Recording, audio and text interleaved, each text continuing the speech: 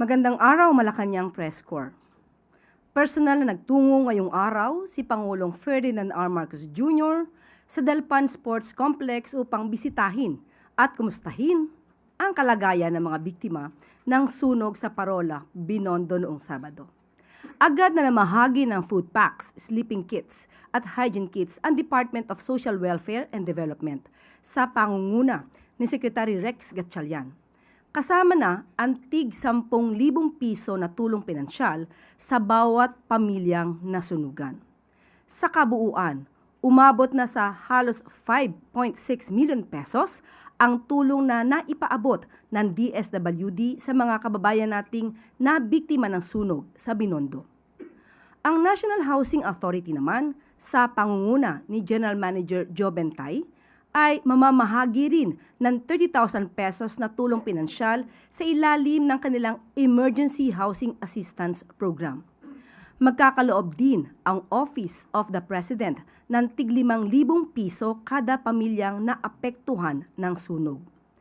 Makikipag-ugnayan ang Office of the President sa lokal na pamahalaan ng Maynila upang mabilis na maipamahagi ang tulong pinansyal sa mga biktima ng sunog.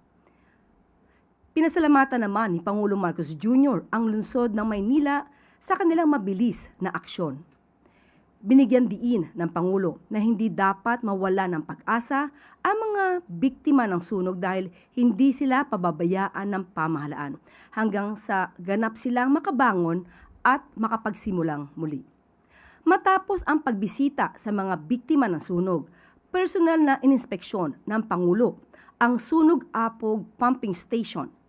Napondohan ito sa GAA 2017.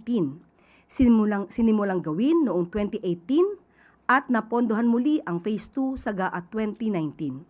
Natapos at binayaran ito ng buo noong 2020 ng nakaraang administrasyon sa halagang 774 million pesos.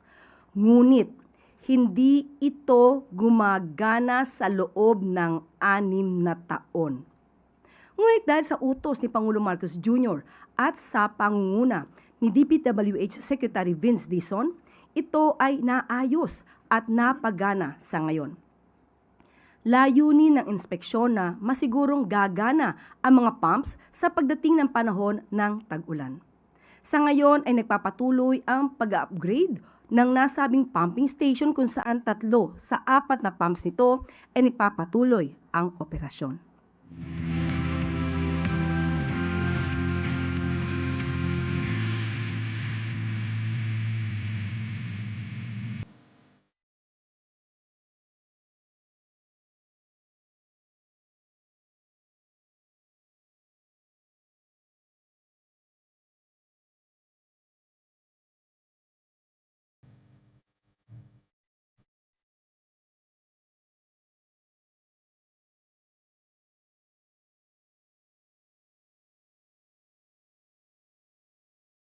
Aabot sa 8,000 katao makikinabang sa modernong housing project ng gobyerno sa Cabuyao, Laguna.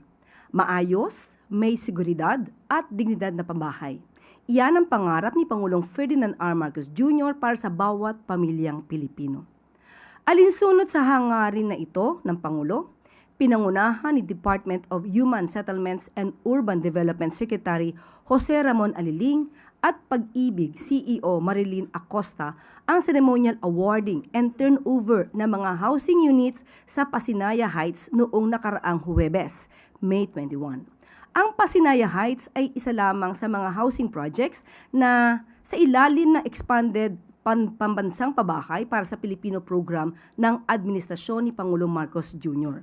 Ang nasabing modern housing project ay kumpleto sa mga pasilidad gaya ng swimming pool, clinic, daycare center, chapel, at iba pang amenities na may dalang ginhawa sa mga residente nito.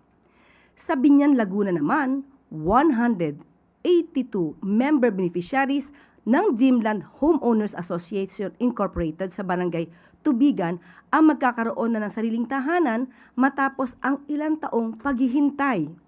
Ito'y matapos i-award ng DSUD at Social Housing Finance Corporation ang land grants sa mga benepisyaryo sa ilalim ng Enhanced Community Mortgage Program o ECMP. Sa isang turnover ceremony noong nakaraang Miyerkules, May 20, personal na inabot ng DSUD ang tseke na may halagang 16.9 million pesos sa private landowner na may-ari ng lupa kung saan nakatayo ang mga bahay ng mga benepisyaryo. Nauna na nating nai-report noong May 18 ang pag-grant ng ECMP para naman sa higit 200 family beneficiaries ng Barangay Parada sa Valenzuela City. Lubos naman ang pasasalamat ng mga family beneficiaries ng ECMP dahil matapos ang maraming taon ay natupad ang kanilang pangarap na magkaroon ng sariling tahanan.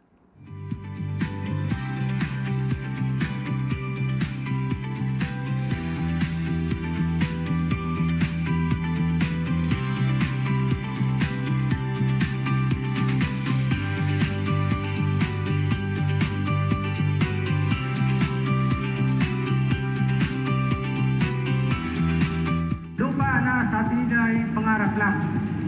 Pinangarap namin para sa mga anak at magiging apo namin. Nagpapasalamat kami sa lahat ng ahensya ng gobyerno. Kung hindi dahil sa tulong nila, magiging dream pa rin yun. Pero dahil sa programa ng ating Pangulo, nakaabot namin at nakaksa namin ang bawat pangarap ng Pilipino. At handa na po akong tumanggap ng inyong mga katanungan. Unang tanong mula kay Ivy Reyes, Bilyonaryo. Hi, Yusek. Good afternoon. Yusek, Senator Marcoleta said Senator or SP Alan Cayetano's presidency is the only takeover without Malacanang's blessing. Your comment po. Ang lahat po na nangyayari sa Senado ay kanila po yung pagdedesisyon. So, wala pong kinalaman ang Pangulo sa kanilang mga pag-change ng leadership. But Yusek, in September 2025, when SP Soto took over Senator Cheese Escudero, President Marcos said, "I am confident." This time around, is he still confident in the leadership of the Senate? Hindi ko pa po natanong ang Pangulo. May follow-up lang po. Yusek, on another question, BSP Governor Remolona is now among the world's highest paid central bankers as COA report showed that his compensation increased to 52.76 million pesos last year, which is almost 50% increase since his first year in 2023. At sa number po na ito, 21.6 million pesos ay from bonuses. Ano po ang reaksyon ng palasyo dito? Sa ngayon po naman po kasi ay meron pong meron tayong salary standardization law. Pero ang BSP po ay allowed po under its charter to set its own salary structure. Meron din pong RA 7653 or the New Central Bank Act kung saan po nagkakaroon po sila ng mga policy setting body para po sa BSP na they can establish a structure based on job evaluation studies and wage surveys. So, yan po ay ayon naman po sa kanilang charter. Yusek, how about Remolona's statement that a 63 peso depreciation is acceptable if it happens in a measured way po? Ano po ang reaksyon ng Malacanang? Ang BSP po naman ay independent body at sila naman po ay nagtrabaho based and influenced by global factors including shifts in US interest rates, the Middle East conflict, higher oil prices, and market sentiment. So patuloy naman po nagmo-monitor ang BSP patungkol po dyan. Sunod na tanong mula kay Tina Maralit, The Manila Times. Good afternoon, ma'am. Ma'am, Davao City Mayor Baste Duterte over the weekend sa isang Rage Coalition rally blasted President Marcos anew. Ang sabi niya, walang achievements ang Pangulo and instead, quote-unquote, he brought back drugs, brought back criminality, and brought back corruption. Mayor Duterte also claimed that the President is seeking to extend his term. Your comment on this? Okay, sa ngayon po kasi, kung sino po yung madalas nagbabakasyon, sila pa po yung naghahanap ng ginagawang trabaho ng Pangulo. Hindi natin sila masisisi kung sila'y bulag at bingi sa ginagawa ng Pangulo dahil siguro wala sila sa bansa. Pero yan po kasi ang paulit-ulit na sinasabi nila at ng kanilang mga kaalyado upang lukuhin ang taong bayan sa kanilang mga kasinungalingan na walang ginagawa ang ating Pangulo. Kitang-kita po natin ang mga trabaho, kung ano na po ang nagawang proyekto at mga naibibigay na ayuda ng ating Pangulo. So patungkol po, sabi, dumami po Again, bumalik ang? Ang criminality, ang drugs and corruption. Okay.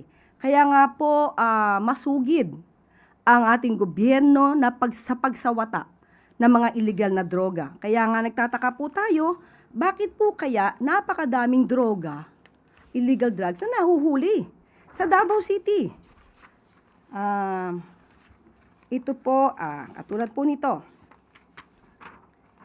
Noong May 14, 2026, meron pong nahuli na sabat na halagang 15.6 million shabu mismo sa Davao City operation. Hindi po ba sakop niya ito? Kaya nga po, bakit sa Davao City ay may nahuhuli kung naging epektibo po yung sinasabi nilang war on drugs? Sa ngayon po, wala po tayong EJK pero marami pong nasasabat ang ating mga law enforcers para po masawata ang illegal na droga.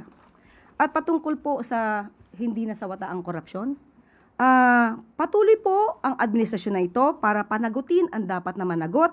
Ang isa po na umami na korap at nagnakaw sa pondo ng bayan ay nasa dahig na po. Ma'am, isa pa pong sinabi ni Mayor Duterte ay may umiiral daw po na quote-unquote undeclared martial law and alleged that dissent and political opposition are increasingly being suppressed by the Marcos administration. Your comment? Unang-una po, kayo po ang makakaramdam. Kayo ng mga taga-media, kung meron po ba mga implied martial law na nagaganap. Ang pagbibigay ng kalayaan at hindi pagsawata at hindi pagkitil sa mga taga-media at iba nating mga kababayan na kanilang karapatan, lalong-lalo na itong freedom of the press and freedom of expression. Hindi po ito sinasawata ng Pangulo. Mas naramdaman ito sa panahon ni dating Pangulong Duterte. Marami ang mga taga-media na tumutol sa ginagawang pagkitil ng freedom of the press and freedom of expression sa panahon ni dating Pangulong Duterte.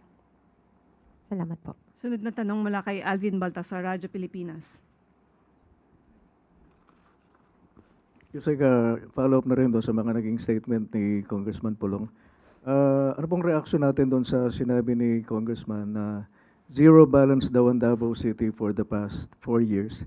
And kinakailangan daw tingnan ito amid allegations sa kanya. At kung may question doon sa flood control and infrastructure project sa Davao City, sabi niya, pamamuliti lang daw ito. Sa totoo, sabi po niya, di ba, umamin naman po siya na nagkaroon ng 51 billion pesos na inilaan para sa Davao City, para sa flood control projects. Pero ba't nga ba bumabaha pa rin sa Davao City? Pero kasinungalingan po ang sinasabing zero budget ang Davao City for the past 4 years. Ito po ang statement ng DBM. Representative Paulo Duterte's claim that Davao City has Davao City has zero budget for the past 4 years is not supported by the national government's released data. According to records for fiscal year 2023 to 2026 as of May 17, Davao City received at least 7.856 billion pesos in national government support for programs and projects. This includes national tax allotment. It will also include special shares, fire code fees, and regular operating requirements. 7.440 billion pesos came from identified NGA programs and projects, including farm-to-market roads, health facilities, justice and civil defense facilities, PRC infrastructure, DPWH infrastructure programs, basic education facilities, the DSWD 11 Learning Institute, and the Davao Public Transport Modernization Project. An additional 146.21 million pesos came from LGSF project type support, including financial assistance to LGUs, the Barangay Development Program, and the Green Program. So, hindi po totoo na walang budget or zero budget ang Davao City. Ang Davao City po ay isa sa mga syudad at isa sa mga area na talaga pong inaalagaan ng ng administrasyon at ng Pangulong Marcos Jr. Ito po, Yusek, from 2023 to 2026 po, ano? Yes po. Thank you po, Yusek. Sunod, follow-up question mula kay Chris Jose Remate. Ma'am, follow up lang po yung kay Tina Maralit. Yun po sa mga sinabi po ni Mayor Baste, paano nyo po siya i-describe? Lalo na po alam natin na marami pa rin pong supporters ang mga Duterte. And ma'am, kung ano po yung mga sinasabi niya, may balak po ba na kasuhan? Or hayaan na lang ang isang Mayor Duterte na magsalita against kay Presidente po? NBI po, PNP, kung may nilalabag na batas, kung may kasinungalingang ibinibigkas para magulo ang bayan, sila na po ang dapat na mag-imbestiga rito. Ang mga binabanggit ni Mayor Baste, alam po natin na ito'y walang katotohanan.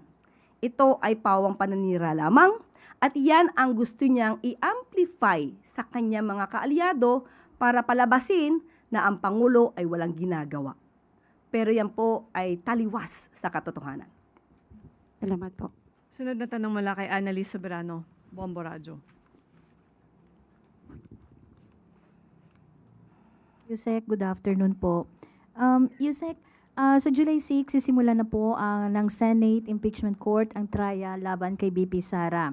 Naniniwala po ba ang Malacanang na sapat ang mga ebidensyang naiharap sa ngayon laban kay BP Sara upang mabigyang katwiran ang impeachment sa harap ng Senado?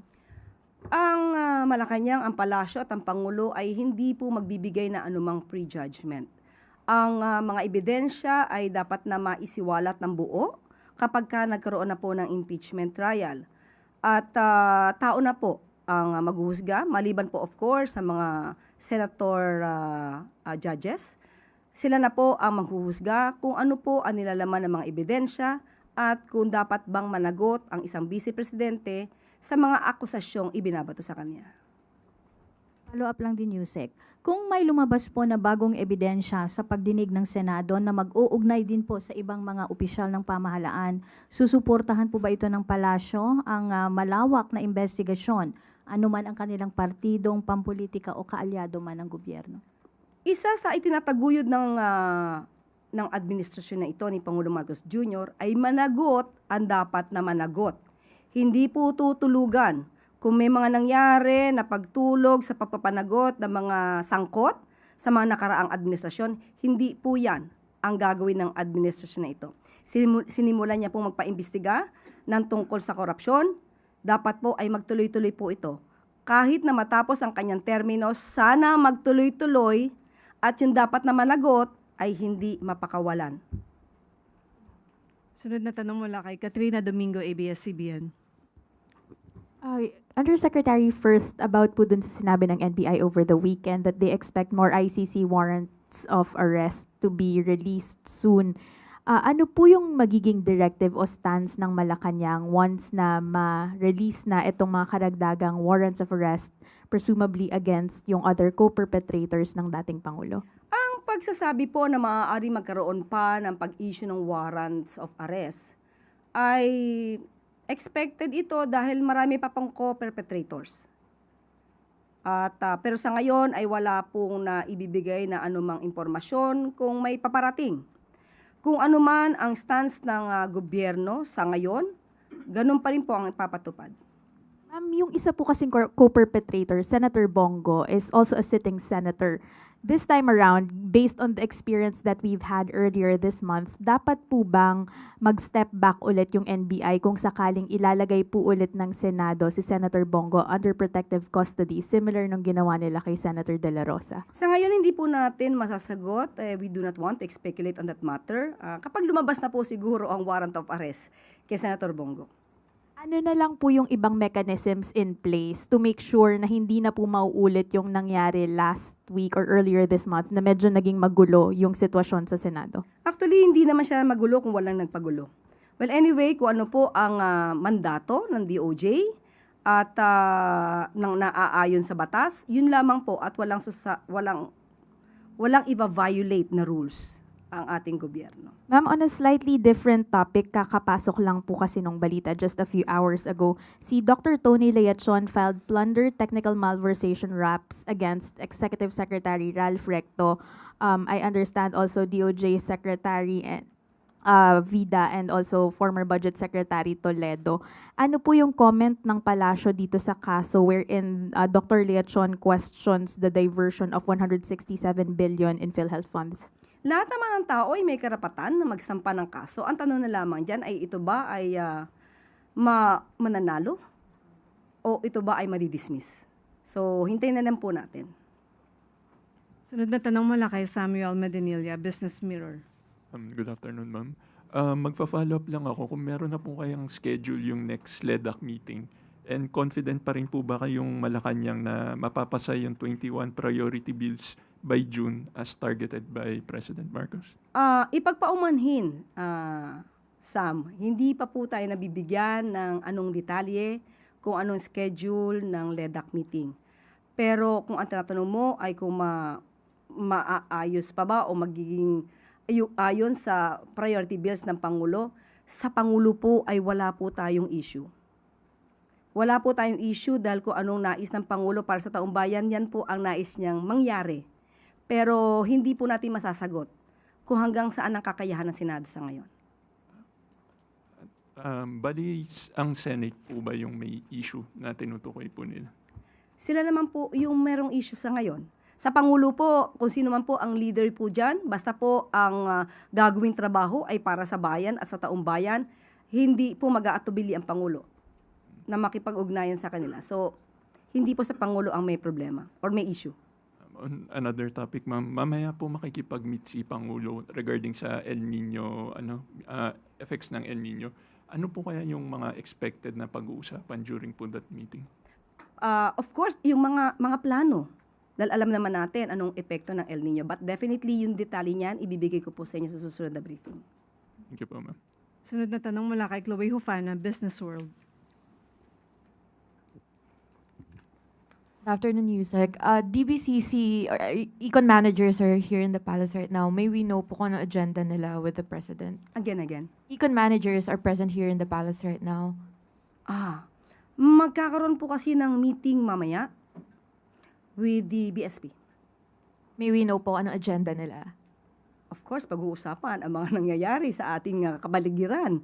Mga issue about inflation, about economy. So, pag-uusapan po yan. Follow up na lang po dun sa peso kanina about Governor Remolona's statement na a 63.50 peso to $1 could be acceptable. Earlier this year, ma'am, sabi natin na 60 pesos is already, ayaw natin umabot ng 60, pero ngayon nasa hovering around 62 na. Does the palace echo, ma'am, yung sentiment ng BSP na 63.50 could still be tolerable? Okay. Ang economic team po kasi at ang BSP po ay nagtrabaho in sync, no? In maintaining microeconomic stability and safeguarding the purchasing power of the Filipinos. So lahat po ay dapat na gawin. Sa lahat na makakaya ay dapat na gawin para mapigilan, di ba? Ang pagbaba ng value ng peso dahil alam naman natin kung anong kinakaharap natin. Hindi lang ito lokal na problema, kundi kumakaharap tayo sa isang global oil prices. Maliban pa po sa mga panggugulo ng ibang mga grupo sa ating gobyerno. So, ilan lamang to sa mga factors. At naniniwala pa rin po ang ating pamahalaan sa ginagawa po ng BSP. Ma'am, on the executive side, ano pong ginagawa ng executive to help cushion Filipinos from the continued weakness of the peso? Kaya nga po magkakaroon ng meeting mamaya at kapag po natapos na yung meeting, magbibigay po tayo ng update. Okay, ma'am, other topic, ma'am. How does Malacanang respond to concerns that international political risk firms are now framing Philippine political tensions as a governance and institutional risk issue rather than just a domestic political feud?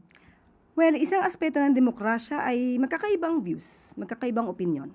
Pero iba po kasi yung mga tao ang nais lamang talaga ay manira at gumiba ng gobyerno para sa pansariling ambisyon at pansariling interes. So yun po ang dapat nating pinipigilan. Pero sa ngayon po, ang gobyerno, ang economic team ay patuloy sa pagtatrabaho. Patuloy din po na nais na mapanagot ang dapat na papanagot at yan po ang isa sa mga dapat makita, especially ng investors, na ang gobyerno ngayon, ang administrasyon nito ay hindi po nagko-cover up ng mga anomalya o tungkol sa korupsyon. So, political tensions and political noise come and go. But economic fundamentals endure. So, tuloy-tuloy lamang po ang pagtatrabaho. Pasensya na, ma'am. Last question. Is the administration concerned that prolonged uncertainty surrounding VP Sara and the ICC could weaken economic confidence or distract from the government's legislative and economic agenda? Ang palasyo ayaw maniwala na ganyan na magkakaroon ng negatibong epekto dahil kung ang isinasagawa ngayon ay para makita kung may pananagutan ang ilang tao, mas magandang makita natin ang positibo rito dahil mas nilalabanan natin ang mga tao na maaaring sangkot sa korupsyon. Follow-up question mula kay Alvin Baltasar, Radyo Pilipinas. Yusek, ihabol ko na lang po. May meeting po mamaya si Pangulo sa Deputy Director General ng CIA. Would you know kung ano yung agenda nila? Sa ngayon po, wala po tayo pang impormasyon, detalye patungkol po dyan. Kapag ka po nabigyan po tayo, ibibigay ko po sa inyo, isi-share ko po agad. Sunod na tanong mula kay Christian Yusores, DZMM.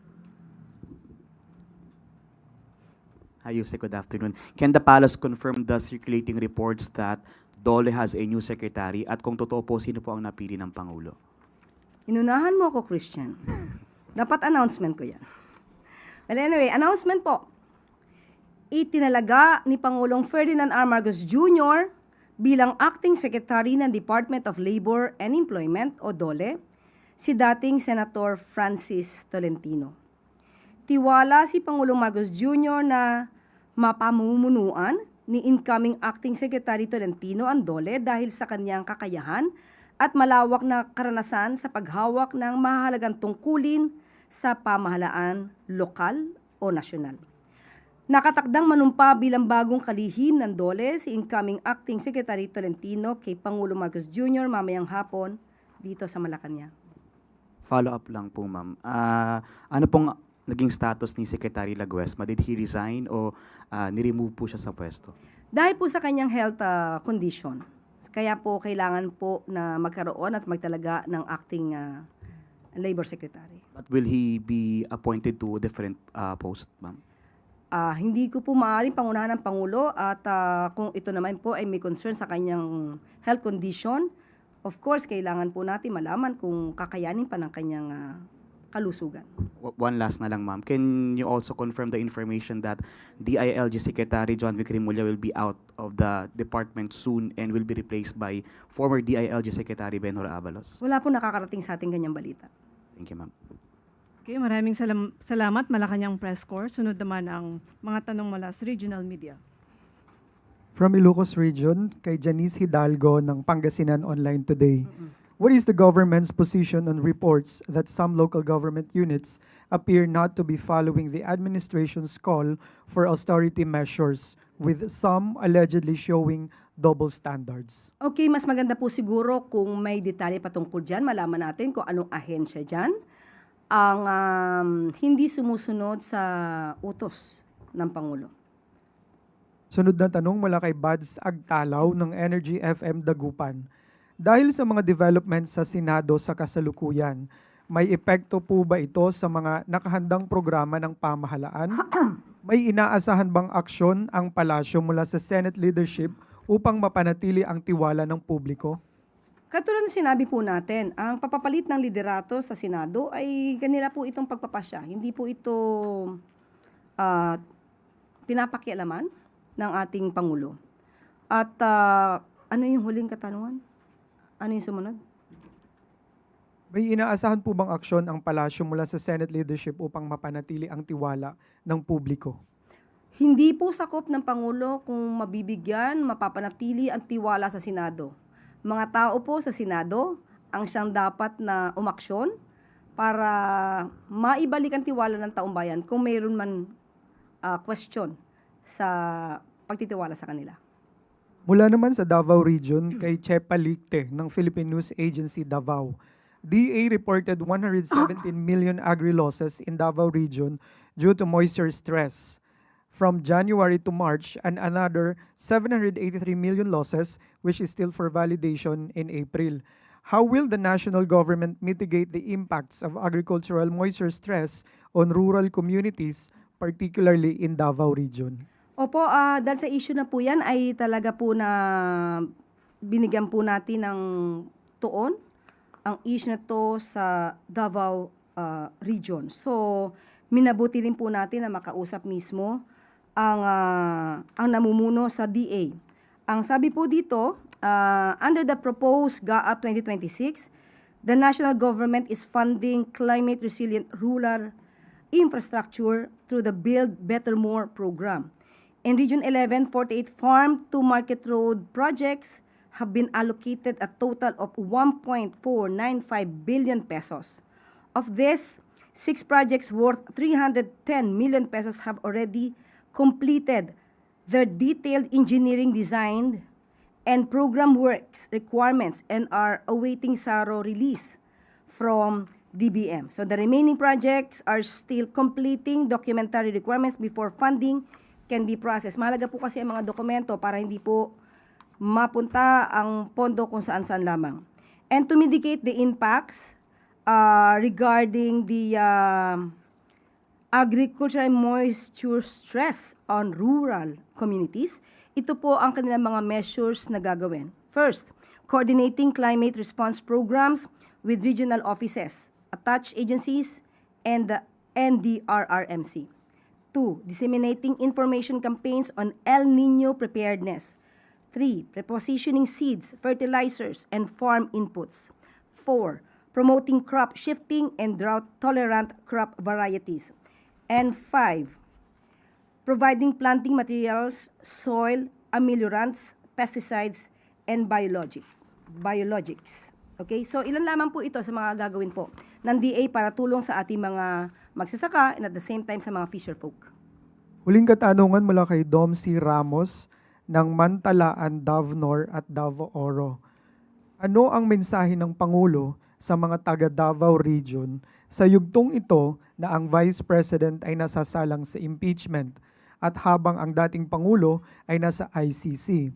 Ito turn over din ba ng pamahalaan ang isa pang taga Davao na si Senator De La Rosa?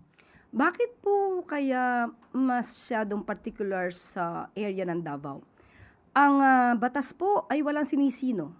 Ang pagpapanagot sa dapat na managot ay walang pinipiling lugar. So, sa lahat po ng Pilipino, hindi lang po sa mga taga Davao, lagi lamang po tayong maging mapagmatsyag at maging mapanuri. Kung dadalhin si Senator Bato, tandaan po natin siya ay tinaguri ang co-perpetrator sa crimes against humanity. So, ang pagpapadala sa kanya sa ICC ay para mabigyan ng hustisya. Both sides, ang mga akusado at ang mga biktima, di umano. Wala nang katanungan, balik sa Yusek Claire. Maraming salamat. At bago tayo magtapos, isang bata mula sa Mindanao na may cancer. Walang binayaran sa pagpapagamot dahil sa zero balance billing. Saan man sulok ng bansa, ramdam ang kalinga ng pamahalaan pagdating sa kalusugan ng taong bayan. Alinsunod ito sa utos ni Pangulong Ferdinand R. Marcos Jr. na tiyakin na lahat ng Pilipino ay may access sa dekalidad na serbisyong medikal. Inatasan ni Pangulong Marcos Jr. ang Department of Health sa pangunguna ni Secretary Ted Herbosa na palakasin at palawakin pa ang implementasyon ng zero balance billing sa lahat ng DOH hospitals sa bansa. Lahat ng pasyente ay may pag-asang gumaling nang hindi nag-aalala sa mga bayarin. Dahil sa direktibang ito, isang batang may sakit na cancer ang naabot ng tulong sa Zamboanga City Medical Center, hindi nahadlang ang kawalan ng budget sa pagpapagaling. Lahat ay sagot na ng zero balance billing. Dahil sa bagong Pilipinas, bawat buhay ay mahalaga. May gad kami sen kasi start ya sa ele programa ma'am, hindi ya kami tatormenta di amon financial. Sa ating mga DOH na ospital, wala nang babayaran ang pasyente dahil bayad na ang bill ninyo. Alinsunod sa mandatong ito, ramdamang akses sa serbisyong pangkalusugan sa mga DOH hospitals hanggang Mindanao, tulad na lamang ng DOH Zamboanga City Medical Center na katuwang ng mag-inang Flora at Lucas. Last year kami ang sabi kay Chenele, Wilms tumor. Amo kalya abla ka na mo, necessita daw man undergo na chemo. Tormento, si sabi ko, pero tangkaya lang mo. Amukel, yare sa langgad kami, nakidali okay. Apabor, tormento, kay especially na financial, tormento gad ele ma'am. Tuloy-tuloy ang chemotherapy ni Lucas para sa kanyang paggaling. At kahit pabalik-balik ang mag-ina para sa chemotherapy session, pati na admission, ay zero ang kanilang bill. Ang zero balance billing ma'am, grande gad sa kanamon ayuda ma'am, especially kanamon, ngay gad kami sen. Kasi once man admit, alegre kami kasi pwede kami man focus ara na baby. Kasi zero billing man, ngay kami ko sa paga, masin peso. At lagi po nating tandaan, ang bagong Pilipino ay lubos na nagmamahal sa bayang Sinilangan. Dito na po nagtatapos ang ating press briefing. Magandang araw, kamusta kayong lahat para sa bagong Pilipinas?